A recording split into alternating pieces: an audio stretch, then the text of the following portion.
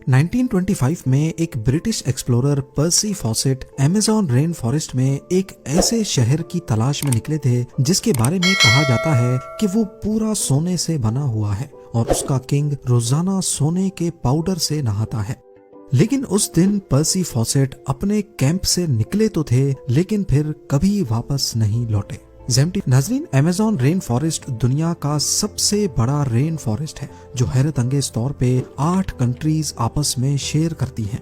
इसका area 70 lakh square kilometres है। इतने बड़े एरिया में इंडिया जैसे 2 देश और यूनाइटेड किंगडम जैसे 28 देश फिट आ सकते हैं। जैसे ओशंस का बहुत बड़ा हिस्सा अभी तक हम इंसान एक्सप्लोर नहीं कर पाए, ऐसे ही अमेज़न रेन फॉरेस्ट का भी बहुत बड़ा हिस्सा अभी तक इंसानों की पहुंच से दूर है। यहाँ प्लांट्स, एनिमल्स और माइक्रोब्स की ऐसी किस्में रहती हैं जिनमें से अभी तक सिर्फ 10% का पता लगाया गया है। हर दिन यहाँ नई स्पीशी एक्सप्लोर की जाती है। अमेज़न रेन फॉरेस्ट में करीब 40,000 करोड़ दरख्त मौजूद हैं और यही वजह है कि इस फॉरेस्ट को अर्थ की लंग्स भी कहा जाता है। पूरी दुनिया में जितनी भी ऑक्सीजन है उसका 20% सिर्फ अमेज़न रेन फॉरेस्ट रिलीज करता है। एक एस्टीमेट के मुताबिक अमेज़न फॉरेस्ट में करीब 20 लाख लोग रहते हैं जिनका बाहर की दुनिया से कोई कनेक्शन नहीं है। क्योंकि अमेज़न का काफी सारा हिस्सा अभी तक अनएक्सप्लोर्ड है, लिहाजा जंगल की इस ढाल के नीचे जो कुछ छुपा है वो भी अभी तक दुनिया के लिए एक ना सुलझने वाला मुअम्मा बना हुआ है। अमेज़न के जंगल की ऐसी ही चंद मिस्ट्रीज के बारे में आज हम जानेंगे। कुछ को तो सॉल्व कर लिया गया है लेकिन बहुत सारी आज भी साइंस के पल्ले नहीं पड़ रही। सबसे पहले बात करते हैं सिटी ऑफ गोल्ड के बारे में। अमेज़न फॉरेस्ट की आज तक की सबसे बड़ी मिस्ट्री है यहाँ की सिटी ऑफ गोल्ड, जिसको एल डोराडो भी कहा जाता है। कहा जाता है कि किसी दौर में यहाँ एक ऐसा शहर था जो पूरा सोने से बना होता था और यहाँ का किंग रोजाना सोने के पाउडर से नहाकर अमेज़न रिवर में वो सारा सोना बहा देता था। जी हाँ, 16th सेंचुरी में यूरोपियंस साउथ अमेरिका में आए थे जहाँ अमेज़न फॉरेस्ट मौजूद है। वो अपने साथ काफी सोल्जर्स और इस इलाके पर कब्जा करने का प्लान बनाकर आए थे। यहाँ उनका सामना अमेज़न के लोकल लोगों से हुआ जिन्होंने यहाँ अपने शहर बसाए हुए थे। यूरोपियंस ने उनके बनाए हुए शहरों पर कब्जा कर लिया और 16th सेंचुरी के आखिर में उनको खबर मिली कि अमेज़न फॉरेस्ट के डीप में एक ऐसा शहर भी है जो पूरा सोने से बना हुआ है। तो इसी पर यूरोपियंस ने इस एल डोराडो सिटी की तलाश शुरू कर दी। पूरा अमेज़न फॉरेस्ट छान लेने के बाद उनको यहाँ के बहुत सारे कबीले तो जरूर मिले लेकिन जिस शहर की तलाश थी वो ना मिल सका, जबकि यहाँ उनको काफी सारा सोना जरूर मिला। अगले 200 सालों तक तलाश जारी रखने के बाद आखिरकार एल डोराडो को मिथ डिक्लेयर कर दिया गया। उसके बाद 19th सेंचुरी में एक ब्रिटिश एक्सप्लोरर पर्सी फॉसेट ने एल डोराडो को एक बार फिर से तलाश करने का फैसला किया। उन्होंने अमेज़न में टोटल 8 एक्सपीडिशंस किए लेकिन इस दौरान उनको एल डोराडो तो दूर की बात दूसरे शहर भी नहीं मिले जिनका जिक्र यूरोपियंस ने किया था। अपने आखिरी एक्सपीडिशन में पर्सी फॉसेट अमेज़न के बीच में मौजूद थे जब आखिरी बार उनसे राब्ता हुआ था। उसके बाद वो तलाश में निकले तो दोबारा कभी लौटकर नहीं आए। ये 29 मई 1925 का दिन था और जिस जगह से वो गायब हुए वो ब्राजील की स्टेट मैटो ग्रोसो थी। उनको कई महीनों तक तलाश किया गया लेकिन ना ही पर्सी फॉसेट मिले और ना ही उनकी डेड बॉडी।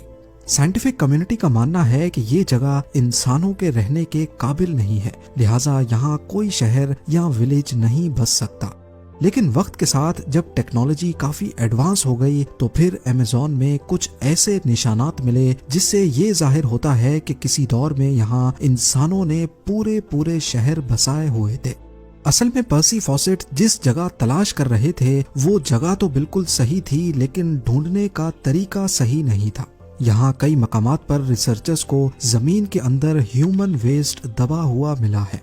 साइंसदानों ने अमेज़न में कई मकामात पर लिडार स्कैनिंग डिवाइस का इस्तेमाल करके घने जंगल की लेयर के नीचे पत्थर से बने स्ट्रक्चर्स भी ढूंढे हैं जिनको वक्त के साथ साथ जंगल ने छुपा दिया है। नेशनल जियोग्राफिक की टीम ने भी कैरेबियन के साहिल से 15 किलोमीटर अंदर अमेज़न में एक ऐसा शहर तलाश किया है जिसमें 2500 साल पुराने पूरे स्ट्रक्चर पहाड़ों के अंदर दबे हुए पाए गए। लेकिन इनमें एल डोराडो कौन सा है और आखिर ये इतने बड़े अमेज़न फॉरेस्ट में किस जगह मौजूद था, ये आज तक साइंटिफिक कम्युनिटी के लिए एक मिस्ट्री बना हुआ है। नंबर 4, अमेज़न के इस वसी बयाबान जंगल में काफी ऐसे कबीले भी रहते हैं जिन्होंने आज तक बाहर की दुनिया को देखा ही नहीं है। जी हाँ, ये लोग जंगल में कैसे जिंदगी गुजारते हैं इसके बारे में एंथ्रोपोलॉजिस्ट भी सही से नहीं जानते।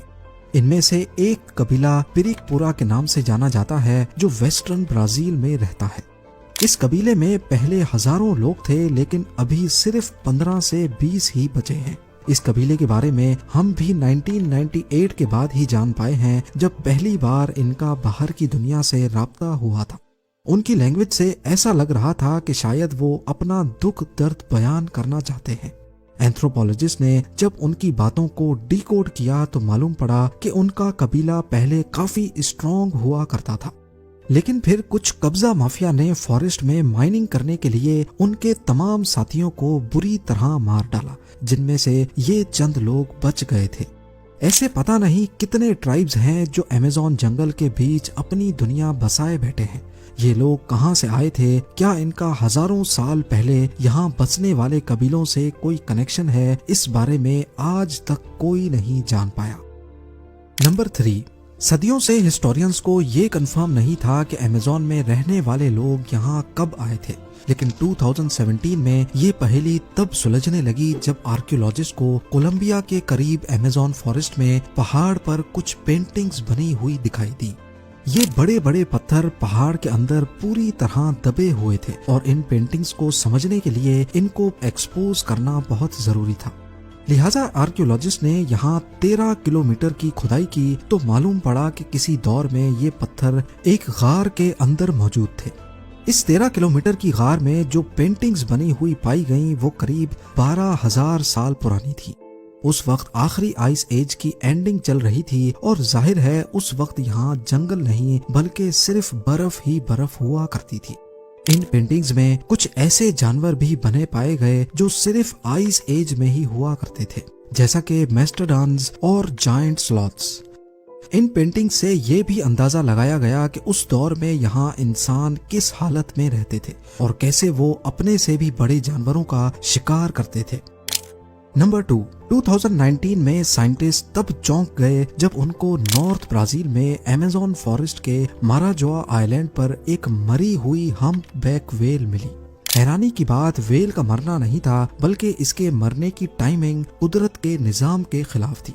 ना सिर्फ इतना बल्कि व्हेल अमेज़न रिवर के करीब जमीन के ऊपर पाई गई थी। असल में 10 टन भारी ये व्हेल का बच्चा था। ये व्हेल्स सर्दियों की स्टार्टिंग में यानी अक्टूबर से नवंबर में अमेज़न के करीब समंदर में गर्म पानी एंजॉय करती हैं, लेकिन फिर ये खाने की तलाश में साउथ की तरफ एंटार्क्टिका के करीब चली जाती हैं। लेकिन ये व्हेल फरवरी में अमेज़न के करीब कैसे मरी थी?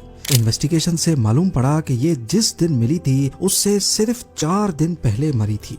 ना ही इसकी बॉडी पे किसी शिकार के निशानात थे और ना ही इसको कोई चोटें लगी हुई थी। तो अब यहाँ कई सवाल उठते हैं। पहला ये कि व्हेल इस मौसम में यहाँ कैसे पहुंची, ये समंदर से अमेज़न रिवर में क्यों आई और सबसे बढ़कर ये अमेज़न फॉरेस्ट के बीच जमीन तक कैसे पहुंची।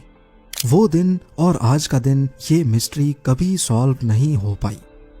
और अब नंबर 1, अमेज़न फॉरेस्ट का एक और सीक्रेट 2013 में डिस्कवर हुआ था जब पेरू के करीब एक केमिस्ट्री के स्टूडेंट को अमेज़न में ये अजीबो गरीब स्ट्रक्चर मिला। ये एक प्लांट के पत्ते के ऊपर बना हुआ था जो देखने में काफी मिस्टीरियस लग रहा था। इसके ठीक सेंटर में सिल्क से एक कोन बनी हुई थी और इसके चारों तरफ सिल्क से ही एक जबरदस्त फेंस भी बनी हुई थी। उस स्टूडेंट ने इस स्ट्रक्चर की फोटोज ली और उनको इंटरनेट पर पोस्ट कर दिया, लेकिन हैरत की बात यह थी कि आज तक ऐसा स्ट्रक्चर किसी ने भी नहीं देखा था। इस पर मजीद जांच पड़ताल के लिए साइंटिस्ट की एक टीम ने पेरू के इस हिस्से को विजिट किया। थोड़ी ही देर में इनको 45 से ज्यादा ऐसे ही स्ट्रक्चर मिल गए। कुछ तो दरख्तों पर बने थे और कुछ प्लांट्स के पत्तों पर। इस मिस्टीरियस स्ट्रक्चर को सिल्क हेंज का नाम दिया गया और इनमें से कुछ को वो अपने साथ लेबोरेटरी लेकर गए। माइक्रोस्कोप की मदद से देखा गया कि फेंस पर छोटे छोटे डस्ट माइट्स घूम रहे थे। ये कीड़े सिल्क प्रोड्यूस नहीं करते, लिहाजा ये बात तो कंफर्म थी कि ये स्ट्रक्चर इन्होंने तो नहीं बनाए थे।